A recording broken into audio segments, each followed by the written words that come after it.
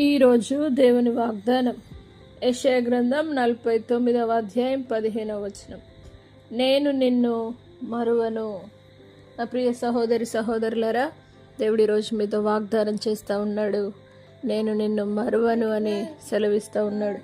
ఈరోజే మిమ్మల్ని మీరు పరిశీలించుకొని దేవుని సన్నిధిలో నన్ను అందరూ మర్చిపోయారని, అందరు విడిచిపెట్టారని అనుకోకుండా ఆయన తప్పక మిమ్మను కాపాడే దేవుడని, మిమ్మల్ని విడిచిపెట్టే దేవుడు కాదని, ఆయన మరవని దేవుడు కాదని తెలుసుకొని ఆయన తప్పక మీ జీవితంలో అద్భుతం చేస్తాడని ఎరిగి ముందుకు సాగుదురుగాక. ప్రార్థన. పరిశుద్ధుడా, నమ్మదగిన దేవానికి వందనాలు. నేను నిన్ను మరువను అని వాగ్దానం చేసిన సర్వశక్తిగల దేవా, ఇప్పుడే ప్రతి ఒక్కరిని దర్శించండి.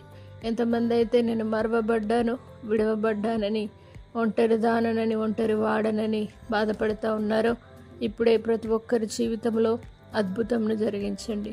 మీరు మరువని దేవుడని, విడువని దేవుడని, జ్ఞాపకము చేసుకునే దేవుడని ప్రతి ఒక్కరు గ్రహించి నీ యందు విశ్వసించి నీ సన్నిధిలో ముందుకు సాగుటకు సహాయం చేసి బలపరచగలరని నజరేయుడైన యేసు పరిశుద్ధ నామమును బట్టి అడిగి వేడుకుంటున్నాము తండ్రి.